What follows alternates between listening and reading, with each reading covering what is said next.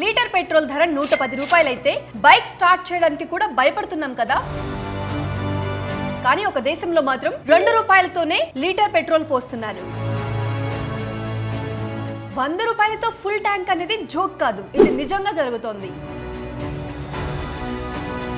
ఆ దేశంలో petrol cheap, కానీ ప్రజల జీవితం ఎందుకు కష్టంగా ఉంది?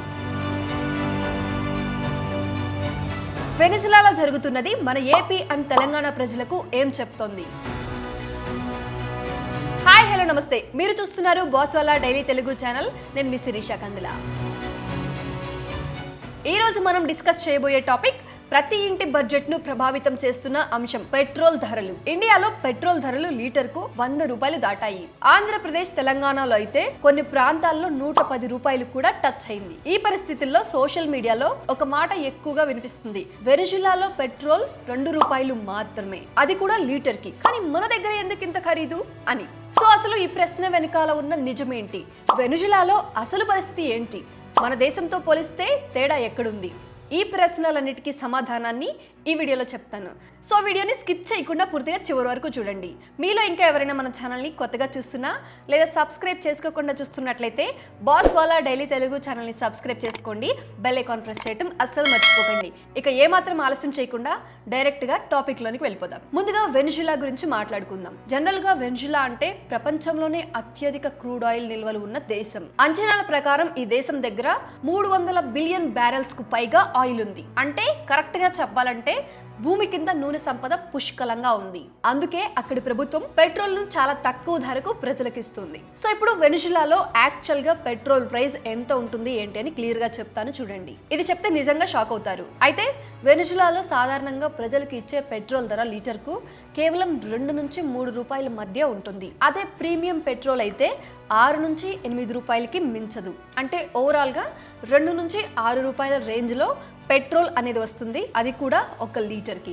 అయితే మన దగ్గర 100 రూపాయలు పెట్టి కూడా లీటర్ పెట్రోల్ రాకపోతే అక్కడ అదే డబ్బుతో కార్ ట్యాంక్ నింపుతున్నారు. ఇది వింటే మనకు ఆశ్చర్యంగానే ఉంటుంది, కానీ అక్కడ ప్రజలకు ఇది సాధారణ విషయం. అయితే అందరూ ఆలోచించే విషయం ఏంటంటే ఇంత తక్కువ ధరకు, చీప్ ధరకు పెట్రోల్ ఎలా ఇస్తున్నారు అని. అసలు కారణం ఇదే తెలుసుకోండి. వెనిజులా ప్రభుత్వం పెట్రోల్ పై భారీ సబ్సిడీ ఇస్తుంది. అంతర్జాతీయ మార్కెట్ లో ధరలు పెరిగినా దేశంలో మాత్రం ప్రజలకు తక్కువ ధరకు ఇస్తుంది. అంటే పెట్రోల్ అమ్మకంలో వచ్చే నష్టాన్ని ప్రభుత్వమే భరిస్తుంది. ప్రజలకు తక్షణ ఉపశమనం కల్పించాలన్నది వెనిజులా ప్రభుత్వం యొక్క ఉద్దేశం. కానీ ఇక్కడే అసలు సమస్య మొదలైంది. పెట్రోల్ చీప్ గా ఉండడం అంటే ఆ దేశం సంతోషంగా ఉందని కాదు. వాస్తవానికి వెనిజులా ప్రస్తుతం తీవ్రమైన ఆర్థిక సంక్షోభంలో ఉంది. అక్కడ జీతాలు సరిపోవడం లేదు, ఉద్యోగాలు దొరకడం లేదు, ఆహారం మందులు కొనడానికి కూడా ఇబ్బంది పడుతున్నారు. ఎందుకంటే డబ్బు విలువ అంతగా పడిపోయింది. వేల రూపాయలు ఉన్నా ఉపయోగం లేని పరిస్థితి. ఇదొక పక్కన పెడితే పాలిటిక్స్ అండ్ సెక్షన్స్ ఎఫెక్ట్ ఒకవైపు, దీనికి తోడు అంతర్జాతీయ రాజకీయాలు కూడా వెనిజులాను ఇబ్బంది పెడుతున్నాయి అన్నట్టు. అయితే అమెరికా సహా కొన్ని దేశాలు వెనిజులా మీద ఆంక్షలు విధించాయి. దీంతో ఆయిల్ ఎగుమతులు తగ్గాయి. దేశానికి రావాల్సిన ఆదాయం రాలేదు. అంటే ఆయిల్ ఉన్న అమ్ముకోలేని పరిస్థితి. అందుకే పెట్రోల్ చీప్ గా ఉన్న దేశం మొత్తం అభివృద్ధి చెందలేదు. ఇక ఇప్పుడు ఇండియా వైపు వద్దాం. ఇప్పుడు మన దేశ పరిస్థితి ఏంటో కూడా చూద్దాం, చూడండి. ఇండియా ప్రపంచంలోనే అత్యధికంగా ఆయిల్ ను దిగుమతి చేసుకునే దేశాల్లో ఒకటి. ఇది మనలో చాలా మందికి తెలిసిన విషయమే. ఆల్రెడీ అందరికీ తెలుసు కదా మన ఇండియా ఎక్కడి నుంచి ఆయిల్ ని దిగుమతి చేసుకుంటుంది. మీకు తెలిస్తే గనక ఒకసారి కామెంట్ లో రాయండి. అపార్ట్ ఫ్రమ్ దట్ మన అవసరాల్లో దాదాపు 90% క్రూడ్ ఆయిల్ విదేశాల నుంచే వస్తుంది. అందుకే అంతర్జాతీయ మార్కెట్ లో ధరలు పెరిగితే మన దగ్గర కూడా పెరుగుతాయి. ఇప్పుడు ఇండియాలో పెట్రోల్ ప్రైజెస్ కు సంబంధించి రియాలిటీ గురించి చెప్తాను, క్లియర్ గా వినండి. ప్రస్తుతం ఢిల్లీలో పెట్రోల్ ధర సుమారు లీటర్ కు 95 రూపాయలు. ముంబై, కోల్కతా లాంటి నగరాల్లో 103 రూపాయల నుంచి 105 రూపాయల వరకు ఉంది.